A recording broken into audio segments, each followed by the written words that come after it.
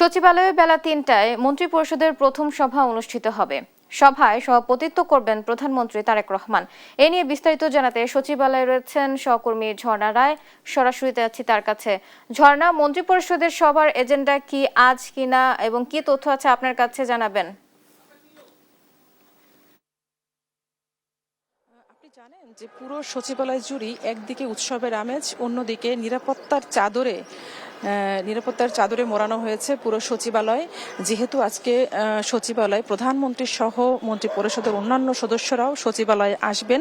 এখানে প্রধানমন্ত্রীর দপ্তর সহ প্রতিটি মন্ত্রণালয়ের সংশ্লিষ্ট মন্ত্রী প্রতিমন্ত্রীদের স্বাগত জানানোর জন্য অপেক্ষায় রয়েছেন। এবং আপনি জানেন, নতুন গঠিত মন্ত্রী পরিষদের যে প্রথম বৈঠক, এটি কিন্তু সচিবালয়েই হবে।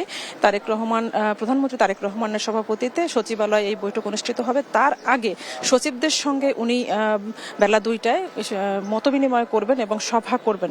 সে উপলক্ষে সচিবালয়ের 1 নম্বর ভবনটি ঘিরে আপনি দেখতে পাচ্ছেন যে কড়া নিরাপত্তা ব্যবস্থা জোরদার করা হয়েছে। দফায় দফায় চেক করা হচ্ছে। প্রথম কার্যদিবস সেহেতু পুরো ভবনটিতে একমাত্র ওখানে যারা কাজ করছেন এর বাইরে কোনো দর্শনার্থী বা অন্যান্য বিভাগের কর্মকর্তা কর্মচারীদেরকেও সে ভবনটিতে প্রবেশ করতে দিচ্ছেন না নিরাপত্তা বাহিনীর কর্মকর্তারা। এখানে আছেন এসএসএফ, র্যাব এবং সেনাবাহিনীর সদস্যরা বারবার পাহারা দিচ্ছেন এবং এখানে ডগ স্কোয়াড আছে যাদের মাধ্যমে নিরাপত্তা নিশ্চিত করা হচ্ছে।